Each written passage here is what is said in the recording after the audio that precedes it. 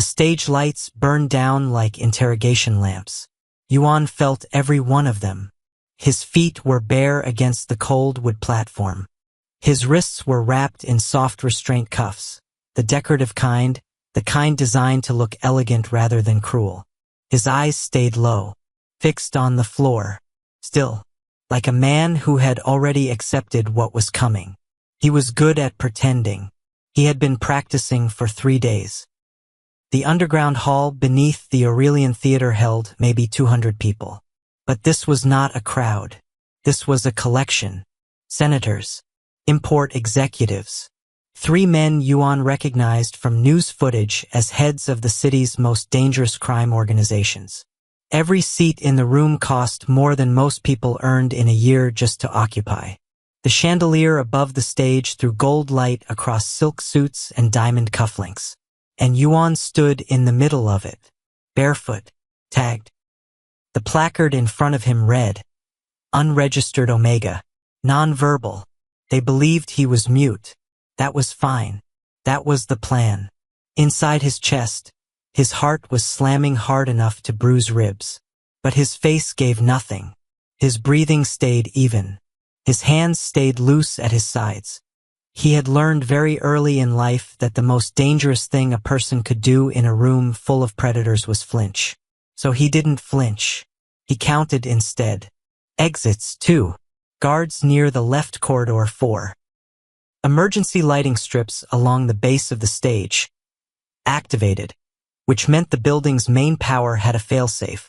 There were cameras, 3 visible, likely 2 more he hadn't spotted yet.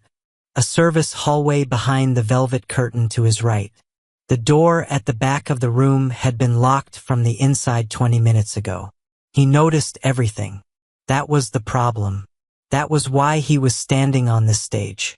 The auctioneer, a compact, silver-haired man in a white glove, raised his arm. "We open at 2 million.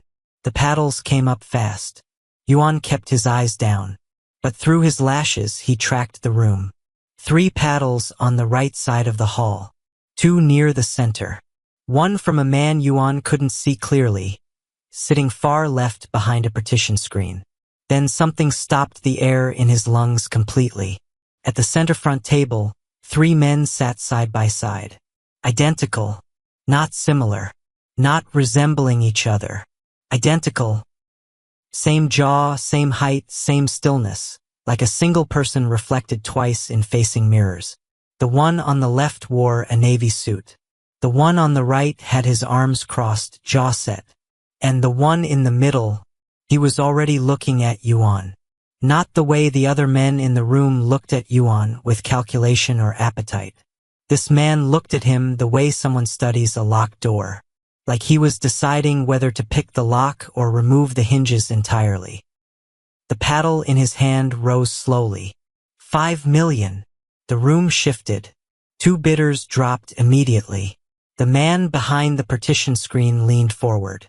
2 of the 3 crime family heads exchanged a look that said everything and nothing at the same time. Yuan's pulse spiked so hard he nearly lost his footing. Theron Calyx, the Triplet Alpha King. Yuan had heard the name exactly once, from the man who had kidnapped him. Right before he described what happened to people Theron decided to own. If Theron bought him, there would be no escape, no negotiating, no moment where Yuan could slip through a window or bribe a guard. Theron's compound had been described as a city unto itself. Once you went in, you only came back out if Theron allowed it. But if anyone else in this room bought him, Yuan already knew what would happen. He had witnessed something that could destroy half the power structures in this city. The people bidding on him right now were not competing for a person.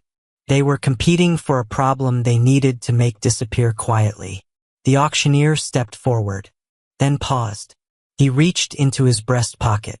He unfolded a small white note, and he walked directly toward Theron's table. Yuan watched the man's face as he approached. The walk was wrong. Too quick. Too deliberate. The auctioneer's shoulders were tight in a way that had nothing to do with professionalism. And then Yuan saw his hands. The same hands that had pulled a black hood over Yuan's head 3 nights ago in a parking garage on the east side of the city. The same hands that had zip-tied his wrists to a pipe while men asked him questions he refused to answer. The auctioneer sliding that note toward Theron Calix was the man who had kidnapped him. Hi viewers.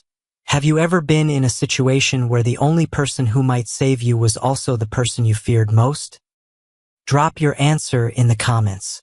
The note reached Theron's hand. Theron's fingers closed around it, and Yuan stopped breathing. Theron did not open the note immediately. He set it flat against the table. One finger rested on top of it, pressing it still like he was keeping it from running. His eyes stayed forward. Calm. Unreadable. The kind of calm that didn't come from peace, it came from practice. Then he lifted his finger, unfolded the paper in one quiet motion. Yuan could not read his expression from the stage, but he watched the stillness that came over Theron like a door closing very slowly. Not alarm, not surprise, something more controlled than both of those things. A pause. The kind of pause that meant the information had landed and was being processed at a speed most people couldn't follow. Then Theron looked up, not at the auctioneer, at Yuan. Across the whole length of that gilded room, those eyes locked on him for exactly 3 seconds. And something shifted in the air of the entire hall. Not dramatically, not with noise, just shifted, the way temperature drops before a storm shows its face. The bidding resumed. 7 million, 9 million, 12 million. 3 separate paddles pushed the number higher in under 90 seconds. Yuan watched it happen and understood something that turned his stomach cold. They were not bidding because they wanted him. The room had learned that Theron wanted him. In the language of this world, that meant one thing. The Omega on that stage carried value beyond the obvious.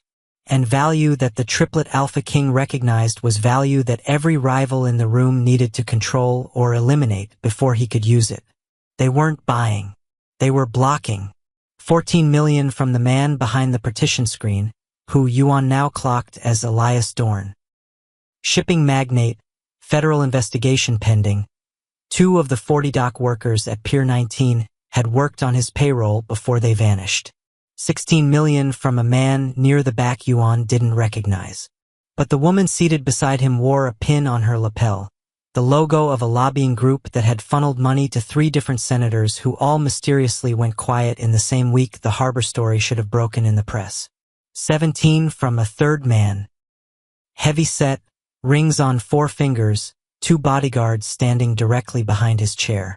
And through all of it, Theron sat completely still. He was not watching the bidders. He was watching their reactions to each other. Yuan saw it clearly from the stage. Every time a new paddle went up, Theron's eyes moved, not to the number, to the faces, to the micro-movements, who tensed, who relaxed, who communicated with a glance across the room to a table 20 feet away. He wasn't bidding in an auction. He was mapping a network. Every raised paddle was information. Every hesitation was a confession. Every dollar was a piece of evidence being filed into a mind that moved faster than any of the people in this room understood. Theron raised his paddle. 20 million. Dead silence. Full. Complete. Like every person in the hall simultaneously ran a calculation and got the same answer. This is not a negotiation anymore. Yuan's chest filled with something that was not quite relief and not quite dread. It lived directly in between, pressing against both ribs at once. The gavel hadn't dropped yet, but the room already knew. His brother on the right, Daxiel, Yuan would later learn, leaned in and murmured something close to Theron's ear. Theron gave the faintest nod. His other brother Soren, on the left, was already scanning the room, eyes moving in a slow, methodical pattern, not protecting Theron, cataloging. Then Theron lifted his right hand. 2 fingers, a signal. 4 of his men moved simultaneously to the hall's rear walls without a sound. Yuan didn't see them pull weapons. He just saw the exits shift, from accessible to covered, in the span of about 8 seconds. The locks clicked on both main doors. No one in the crowd reacted openly, because reacting openly would have meant admitting they noticed. And admitting that would have told Theron exactly what they were afraid of. Yuan's eyes moved to the back of the room. A man in a gray blazer had his phone pressed to his mouth. Not his ear. His mouth. His lips moved in a shape Yuan had learned to read during 3 days of listening through walls while pretending to be unconscious. The shape said, "Kill the Omega before the hammer falls." 3 weeks earlier, the night air at Pier 19 smelled like diesel and low tide. Yuan had been working a double shift. Inventory documentation for a logistics subcontractor that paid barely enough to cover rent and not enough to cover anything else. He moved between cargo containers with a tablet and a flashlight, scanning barcodes, logging timestamps, doing the kind of work that made a person invisible by design. That was the job. Be invisible. He was good at it. At 2:17 in the morning, he heard the first sound. Not a gunshot. A thud. Then another. Low and wet and wrong in a way that took his brain a full second to process before his body reacted. He pressed himself against the side of a shipping container and killed his flashlight. Voices. Then more thuds. Then nothing. Then a lot of nothing. He moved without thinking. 6 feet to the left, body tight against the steel. The gap between 2 containers gave him a line of sight to the open dock. And what he saw there, in the pale fluorescent wash of the pier lighting, stopped every system in his body at once. 40 men, face down, in a row, not moving. The men standing over them were not police. Yuan knew police. He had grown up near enough to law enforcement to recognize its particular brand of controlled chaos.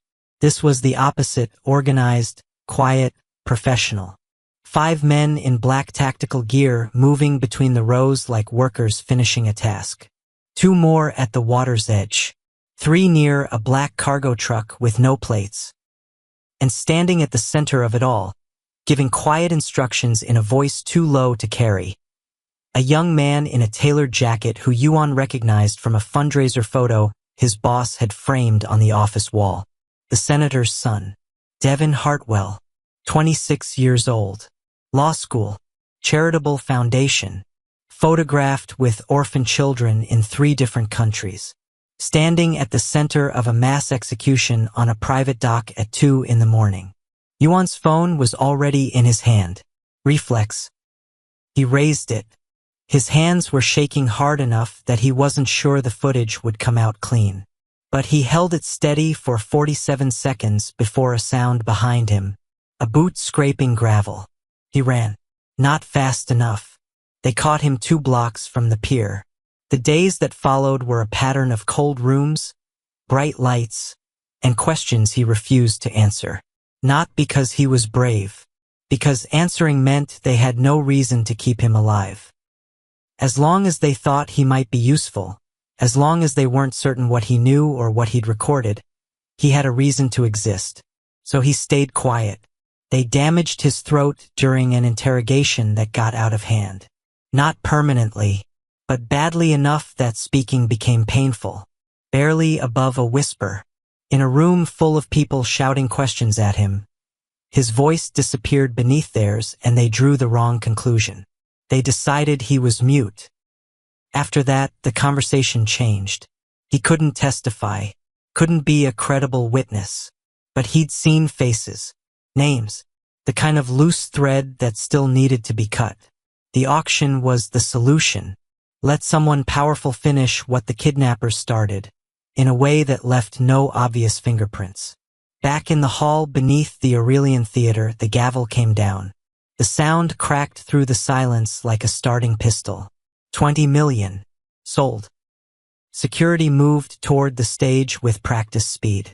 2 men took Yuan by the arms, not roughly but firmly, and began guiding him toward the floor level, toward Theron's table. Yuan kept his breathing measured. He had survived the auction. He had survived 3 weeks. He could survive whatever came next. Then the balcony above the hall erupted. Not in noise, in glass. A single sharp crack split the air from somewhere above and to the left, and the chandelier directly over the stage. 12 feet of hand-cut crystal detonated in a cascade that rained across the platform where Yuan had been standing 4 seconds earlier. Screaming broke loose through the crowd. Security shouted. Chairs scraped hard against the floor as 200 people tried to find cover in a room with locked exits. Yuan stood completely still, because he had understood something the moment the chandelier exploded. The bullet had not been aimed at the chandelier. Theron did not move from his chair. Not 1 inch. While 200 people collapsed into screaming chaos around him, while bodyguards drew weapons and guests overturned tables, and the air filled with the sound of shattering crystal, still settling on the stage floor. Theron Calyx sat with both hands flat on the table in front of him and watched. Daxiel cleared the balcony stairs in under 8 seconds. Yuan saw him move and lost sight of him almost immediately. The man was fast in the way that only people who had trained until speed became instinct could be. Soren had his weapon drawn but low. He was not pointing it. He was holding it ready while his eyes swept the room in clean horizontal lines. A professional assessment. 12 seconds after the shot, a single thud came from the balcony above. Then silence. Daxiel reappeared at the railing. He looked at Theron, shook his head once. 1 shooter. Neutralized. Done. Theron exhaled slowly through his nose. The chaos in the room was still loud, still messy. But Theron turned his head and looked at Yuan directly, and the noise seemed to fall away from the space between them like water off stone. He spoke quietly, the kind of quiet that carries anyway. Were you at Pier 19? Yuan's whole body locked. The security guard still had his arm. The chandeliers were still falling in smaller pieces from the damaged mounting. Half the room was still shouting. And Theron was looking at him across 4 feet of air and asking the one question on Earth that no one should have known to ask. Yuan did not answer. Theron did not push. He just studied Yuan. His face, his stillness, the particular kind of controlled breathing that people develop when they have been terrified for long enough that fear becomes a resting state. And whatever Theron was looking for, he found it in about 3 seconds. You don't need to speak, Theron said. He picked up the note from the table, set it down in front of Yuan, turned so Yuan could read it. Witness to Harbor Massacre. For words. Yuan stared at them, then looked up at Theron. His throat tightened, not from the injury, but from the weight of being seen clearly by someone he had every reason to fear. Theron leaned back in his chair. 3 weeks ago, he said, as calmly as someone discussing weather, 40 men disappeared from that pier. The story was buried in 48 hours. I have been trying to understand why for 21 days. Every lead I followed pointed back to the auction circuit. He paused. And then tonight, every significant player in 2 competing crime organizations and 1 federal contractor showed up to bid on a mute Omega who by every visible measure should have been worth nothing. He let that sit. Yuan looked at him. Theron's eyes did not have warmth in them, exactly, but they had precision. An attention that made you feel like you were the only object in the room worth studying. It was not comfortable. It was not safe. But it was honest in a way that very little else in Yuan's last 3 weeks had been. I did not pay $20 million for a person, Theron said. I paid $20 million for the truth. He stood. The movement was unhurried, controlled. He buttoned the second button of his jacket with one hand and glanced at Soren, who was already relaying something into an earpiece. Bring him to the penthouse. Yuan was moving before he consciously decided to move, the security escort guiding him toward a rear exit. The crowd had thinned. Some guests had fled. Others were pressed against walls or crouched behind furniture, waiting for an all-clear that was not coming. Near the main door, through the moving bodies, Yuan caught a single image. One of the crime bosses from the bidding, A man who had pushed the price to 16 million was not panicking. He was not hiding. He was buttoning his coat with measured efficiency and walking toward a side corridor with the deliberate calm of a man who had already made a decision. He was leaving, not fleeing. Leaving, like someone stepping away from a meeting that had already served its purpose. The penthouse sat on the 43rd floor and overlooked the Han River like it owned the water too. Yuan stood at the window for 30 seconds after they brought him in. Not because the view was beautiful, though it was, the city's lights spreading out below like scattered embers, but because standing still gave him time to assess. The room was large. One visible exit, the elevator.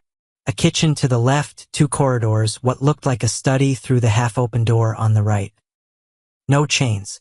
No guard posted inside the room. No obvious lock on the elevator panel.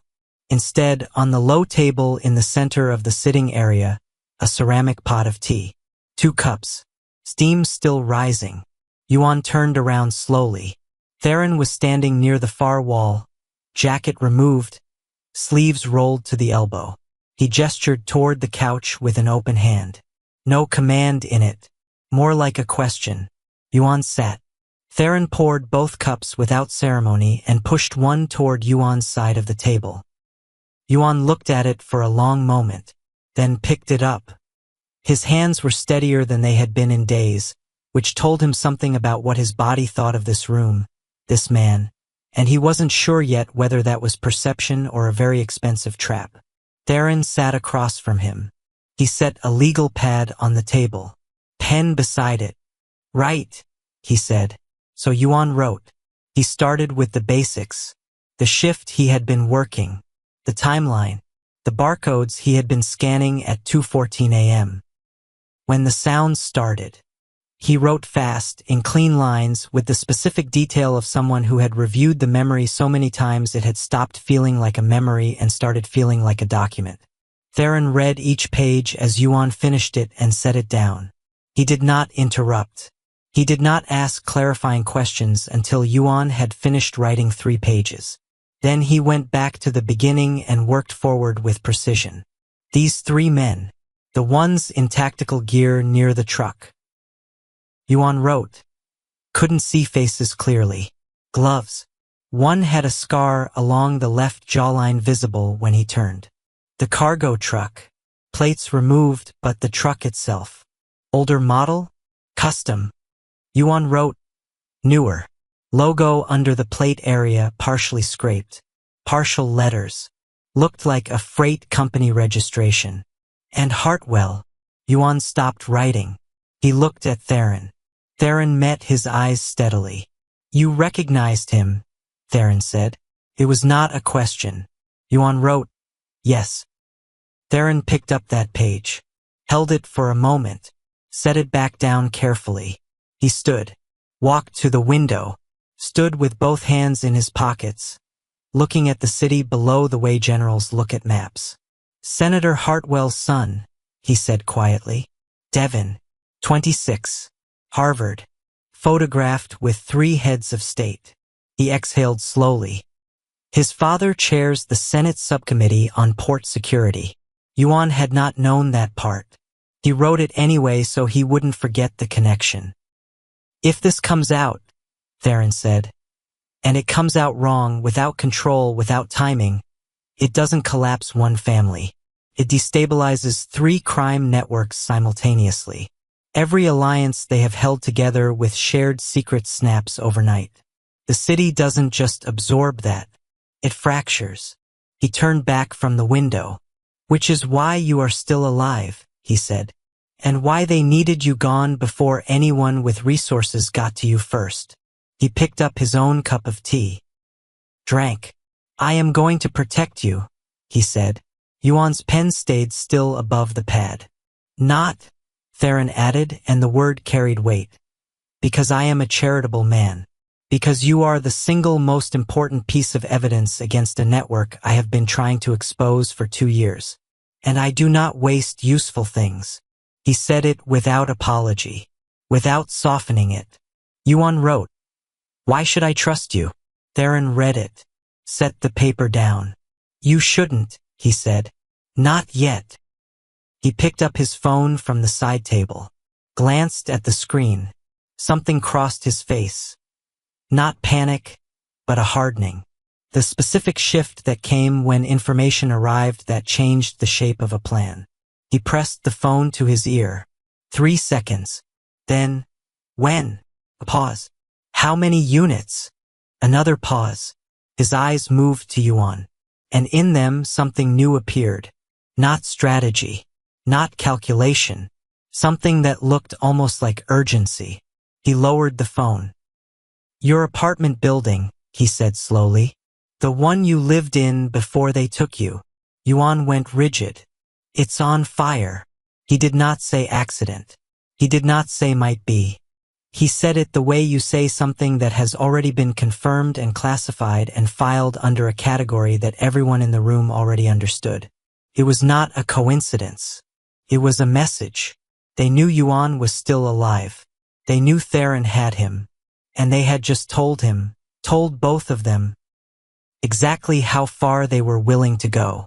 The flames were still climbing 12 miles away. And somewhere in those burning rooms, whatever was left of Yuan's old life was turning to ash. The news broke at 4:47 in the morning. Not on television. On a scanner feed that Soren was monitoring from a laptop across the penthouse. He read the alert out loud without any softness in his voice, because there was no version of this that soft words would help. 12 units. Fully involved. Fire department says accelerant. Accelerant. That one word did a lot of work. Yuan sat at the kitchen table with both hands wrapped around a cup that had gone cold 20 minutes ago. He was not crying. He had passed through the territory where crying was an available response and come out on the other side into something quieter and harder. His neighbors, Mrs. Delacroix on the second floor, who kept a small garden on her windowsill and always left the hallway smelling like rosemary. The 2 brothers on the 4th floor.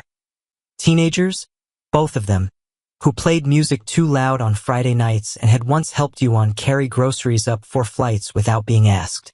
He didn't know if they had gotten out. He didn't know. Theron came back into the room from the study. He looked at Yuan's face, then at Soren. Something moved between the brothers without words. A full conversation conducted in 3 seconds of eye contact. He needs to move, Theron said. Tonight. Daxiel was already on his phone. Safe house on the north corridor is clean. Checked it 2 days ago. Use the secondary, Theron said. Not the north. Daxiel paused. Why? Because the north location is in a file that Reeves had access to. The name dropped into the room and nobody rushed to fill the silence around it. Reeves. Yuan filed that away. A name spoken with the particular weight that only comes from someone who was trusted and shouldn't have been. They relocated before 6 a.m. Yuan moved through the city in the back seat of an unmarked car with tinted windows and no conversation. He watched the skyline pass. Somewhere south there was still smoke. He couldn't see it, but he knew it was there. The safe house was a brownstone apartment on a street that had no cameras and 3 exits Yuan identified before he had been inside 5 minutes. Theron gave him a room. Clean. Simple. A window with a good line of sight to the street. You're not a prisoner here, Theron said from the doorway. Yuan looked at him, then wrote on the notepad he had been carrying since the penthouse. You keep saying that. Theron read it. Something moved across his face that was not quite amusement and not quite respect but lived close to both. I keep saying it, he said. Because I mean it. He left. Yuan sat on the edge of the bed and listened to the building settle around him. Over the next 4 days, Theron ran a different kind of operation. Quiet. Methodical. He leaked information, small pieces carefully worded, through channels that fed into different parts of the rival networks. Not real information. Shaped information. A name here. A location there. A date that meant nothing but sounded significant. Then he watched. He watched who reacted. How fast. Through which channel. Every response was a fingerprint. Every overcorrection was a confession.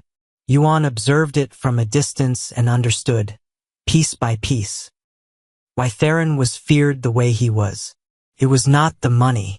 It was not even the brothers at his back, though they were formidable enough. It was the patience. Most dangerous men moved fast.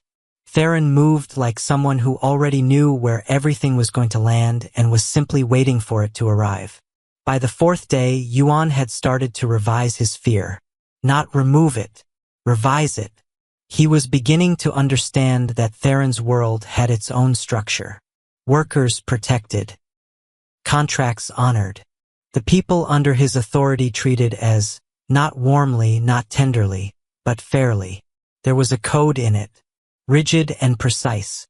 Yuan was still figuring out where he fit inside that code. Then Daxiel appeared in the kitchen doorway at 9 p.m. with a face that had gone flat and controlled in the specific way people's faces go when they are managing information that they don't want to show. He said, "We have a problem." He held up a small device. Black, rectangular, magnetic backing, a listening transmitter, found behind the water heater. In a safe house only 4 people were supposed to know about. Yuan looked at it. Daxiel looked at Theron. And the silence between them said everything that the words hadn't reached yet. Someone inside the organization had given up the location. Not an outsider. Someone who sat at their table. Someone they trusted. The name came out in under 6 hours. Theron did not announce it dramatically. He did not summon everyone into a room for a confrontation. He simply reviewed access logs, cross-referenced 3 communication records, and set a printed page face down on the table in front of Soren. Soren turned it over. Read it. Set it back down without expression. The name was Caldwell Osei, Senior Operations Executive. 7 years in Theron's organization.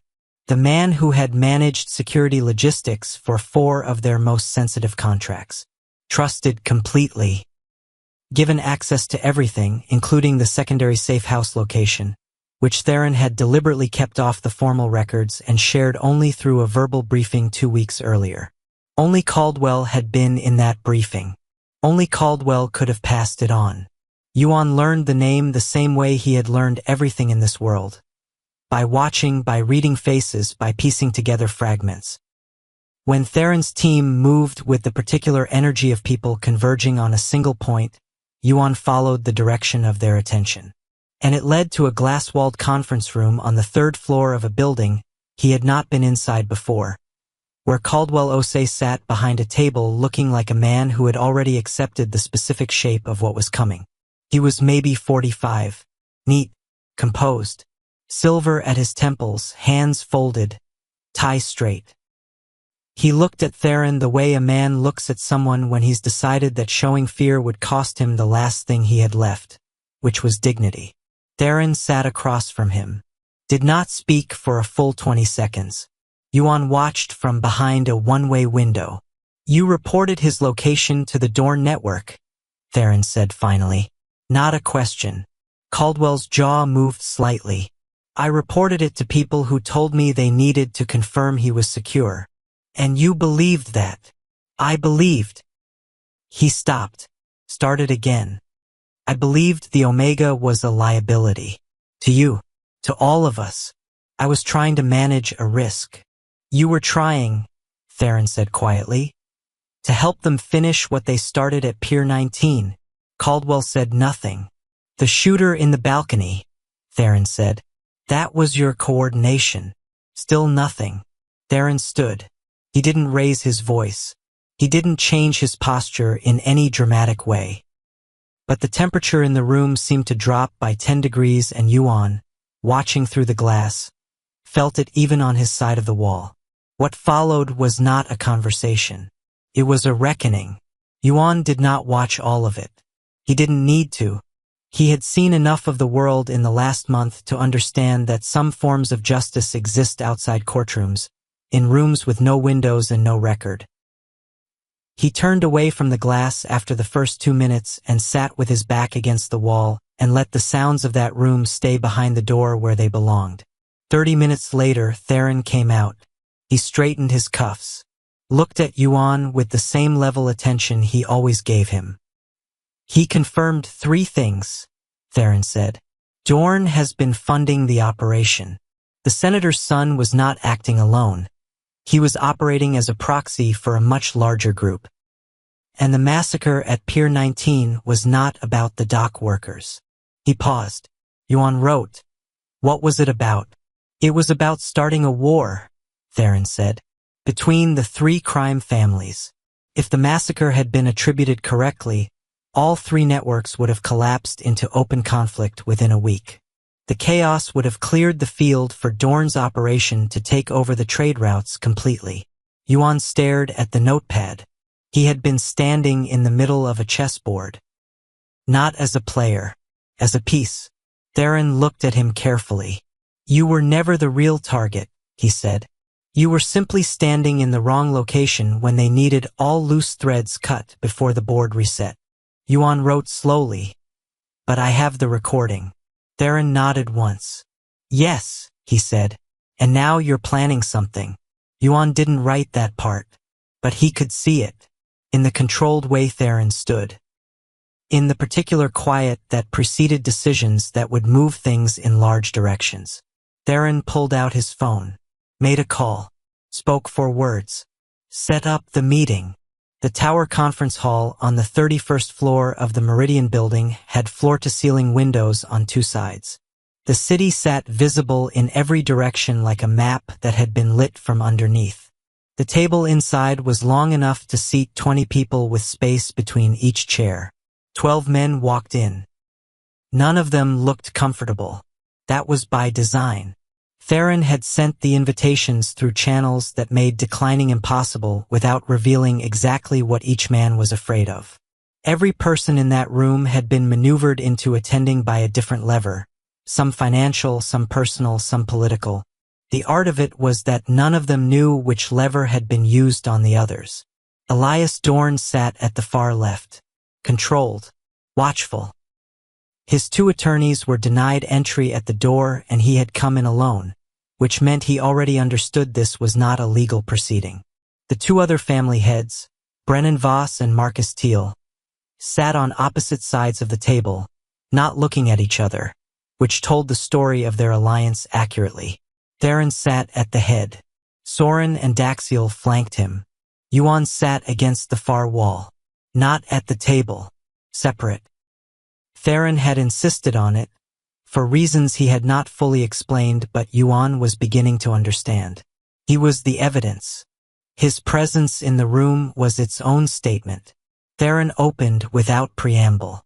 40 workers were executed at Pier 19 on the 14th of last month. I have a witness. He did not point at Yuan. He did not need to. Every set of eyes in the room moved to the far wall anyway. I have partial footage of the event. I have financial records linking 2 of you to the shipment those workers discovered. And I have a confession, obtained this morning, from a man who coordinated the auction designed to eliminate the witness. The room was absolutely still. Dorn's face did not change. Voss said, "This is a setup." "Yes," Theron said. "It is." That stopped everything. Voss blinked. "You're admitting."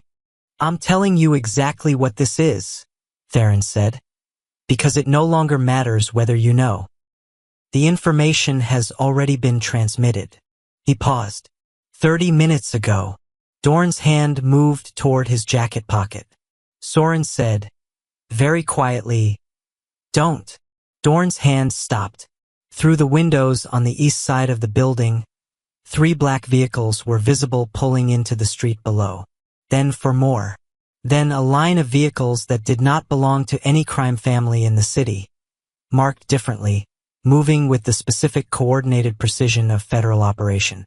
Thiel stood, then sat back down, because the doors to the conference room opened at the same time, and 4 men in tactical vests entered without announcement or ceremony. The net had already closed. Theron had been feeding information to federal contacts for 2 weeks. Every false leak he had sent into the rival networks had been simultaneously logged as evidence. The meeting itself had been broadcasting through a transmitter in the conference table since the first man walked in. Everything said in this room in the last 12 minutes was recorded. Legal. Admissible. Done. Dorn looked at Theron across the length of the table. You brought a federal case, he said. Flat. Almost academic. Like he was noting a weather pattern. I built one, Theron said. Agents moved through the room. Men were standing, being guided toward the door, wrists being secured in fast practiced motions. Attorneys were already being called. Phones lighting up across the table as the reality of the situation made contact. Then the man on Dorn's right, a security contractor Yuan had seen at the auction and not placed until right now, reached beneath his jacket. Time compressed. The weapon came up fast. Not toward Theron. Toward Yuan. Across the room, across the long table, across 12 feet of charged air, the barrel leveled in a direct line at Yuan's chest. The gun fired. The sound was enormous in a glass-walled room. And Theron, who had been standing 4 feet to Yuan's left, was no longer standing there. The vest stopped it. Barely. Theron hit the floor hard, one knee down, the impact of the bullet absorbed by the ballistic panel beneath his shirt, but the force of it still enough to drive the breath from his body for 3 full seconds. Soren had the shooter on the ground before the echo of the shot had finished bouncing off the glass. Yuan had not moved, not because he was brave, because the specific moment Theron stepped in front of him had taken every functioning thought out of his head and replaced it with something that did not have a clean name. The room finished collapsing into controlled chaos. Federal agents secured the remaining men. Dorn was cuffed without resistance, which was the most frightening thing about him, that even now he was calculating, not panicking. Voss was arguing loudly with an agent near the door. Teal had gone completely silent in the specific way that guilty people sometimes go silent when they realize that silence is the only thing left that cannot be used against them. Theron got back to his feet. He did not make a show of it, did not wince visibly, pressed one hand briefly against his ribcage. 2 cracked, possibly 3, Yuan would learn later, and straightened. Looked at Yuan. You're not hit. It was not a question. Yuan shook his head. Theron nodded once. Then turned back to the room like that was the only thing he needed to confirm. The arrests processed over the next 4 hours. The senator's son, Devin Hartwell, was taken from his father's Georgetown townhouse at 7 a.m. the following morning. The footage from the news was clean and unambiguous. Federal agents, front door, broad daylight. No backchannel negotiation. No quiet deal. Public.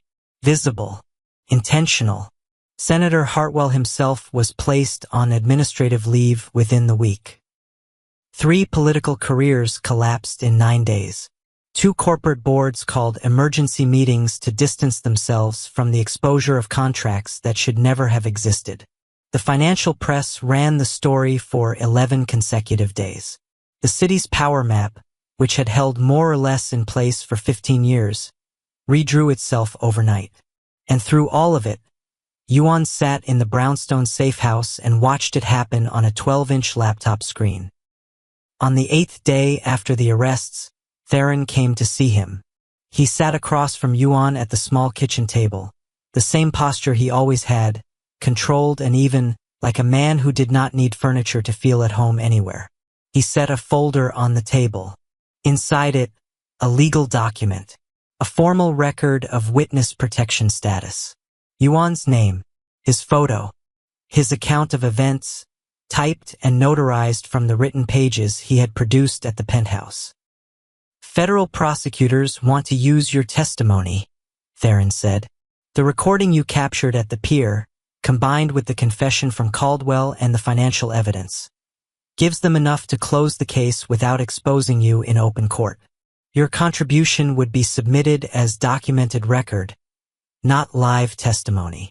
Yuan read through the first 2 pages. Then he picked up his pen. He wrote, "What about the recording itself?" Theron opened his jacket pocket. Set Yuan's phone on the table. Screen cracked. Battery dead, but intact. Recovered from the safe house your kidnappers used, he said. My people found it 4 days ago. Yuan picked it up. Held it. 47 seconds of footage on a cracked phone that had survived everything the last 3 weeks had thrown at this situation. He had not even been sure it existed anymore. He had replayed the memory of recording it so many times he had started to believe he might have imagined it. He plugged it into the charger Theron had set beside it. Waited. The screen flickered. It loaded. Theron watched him without speaking while Yuan scrolled to the file. Pressed play. Watched 11 seconds of grainy doc footage with his own voice. Barely a whisper. Shaking. The sound of his own terror preserved in 47 seconds of digital record. He stopped it. He looked at Theron. Theron said, "It's enough." Then he paused, and something shifted in how he was sitting. A fraction of an inch, nothing dramatic, but enough to mark that what came next was different from everything that had come before it. "You have a choice," he said. Yuan looked at him. "I can have you relocated. New city. New name. Full federal support. Clean start. Nobody will find you and nobody connected to any of this will have reason to look." He paused. "Or," he let that word sit. "You stay. Under my umbrella. Not as property. Not as a liability to manage. There is a position at Baico Corporation. It's a legitimate company. I own the building. The work is real. You would have a salary, your own apartment, your own life. And protection that doesn't require you to disappear." Yuan looked at the table, then at the phone in his hand, then at Theron. He picked up his pen. He wrote, "Why are you giving me a choice?" Theron read it. He was quiet for a moment. Then, "Because I have taken enough from people who never got one." Yuan set the pen down. He looked at that sentence for a long time. Outside the brownstone window, the city was doing what cities do. Moving, loud, indifferent, alive. Somewhere out there, a senator's son was facing federal charges. Somewhere, 40 families were waiting to hear their questions answered about a night 3 weeks ago at a private pier. Somewhere, the power structures of this city were in the middle of rearranging themselves around a vacuum that had been there for years without anyone admitting it.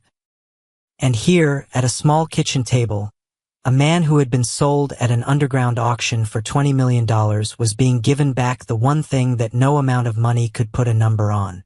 He didn't write his answer immediately. He let himself sit with it. Then he wrote 2 words. "Stay." And he underlined the second word. Theron looked at it, then at Yuan. "And," he said. Yuan's pen moved again.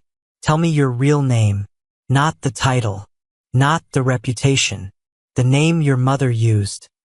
Theron was quiet for a moment that stretched just long enough to feel like something honest. Then, very quietly, he said, "Theron." Yuan wrote, "Just Theron." "Just Theron." Yuan nodded. And for the first time in a month, in a brownstone kitchen, with a cracked phone on the table and a city rebuilding itself outside the window, something in him that had been wound tight since the night of the pier finally, slowly released. Months later, the city looked different. Not physically. The buildings were the same. The river ran the same direction. The Aurelian Theater still stood on its corner, though it had been temporarily closed while federal investigators worked through its ownership records. But the air was different. The particular pressure that had sat over certain parts of the city, the kind that everyone felt but nobody named because naming it would have required admitting how much had been accepted for how long, that pressure was gone. 3 crime networks had been dismantled or significantly weakened. 7 indictments had processed through federal court. Devin Hartwell pled guilty on 4 counts and avoided trial, which meant the evidence, including 47 seconds of doc footage, entered the public record without contestation. It was done. Yuan worked at Baico Corporation on the 22nd floor of a glass building in the financial district. Documentation. Logistics. the kind of structured detail work that his mind had always been built for and that he now did with a salary and a window and a coffee machine in the break room that was unremarkable and ordinary and perfect. Theron owned the building. He had never once come to Yuan's floor unannounced. That mattered more than it probably should have. On a Tuesday evening in November, Yuan rode the elevator to the 43rd floor. Not because anyone had asked him to. Not because he owed anything or needed anything or was summoned. Because he chose to. The penthouse door was unlocked. It always was when Theron was home and expected no trouble, which these days was most evenings. The city was visible through every window. Quieter now in the way that places go quiet after something large has moved through them and settled. Theron was at his desk. He looked up when Yuan came in. He did not say anything immediately, which was still one of the things about him that Yuan had come to understand as its own kind of respect. He did not perform welcome. He simply acknowledged it. Yuan sat in the chair across from the desk. The same chair, roughly, from that first conversation. Tea appeared. Theron had already set a second cup, which meant he had known or suspected, and Yuan chose not to examine that too carefully. Theron leaned back. "How was it?" he said. Yuan, that small fraction of an inch again, the one that Yuan had learned to watch for because it was the most honest thing about him. The notepad said, "Because you believed me when no one else did." That was the answer to a question Theron had asked him 3 months ago, the night Yuan had told him he was choosing to stay. Theron had asked why. Yuan had not answered then. He had needed to sit with it long enough to make sure the answer was true and not just the response of someone still in shock. It was true.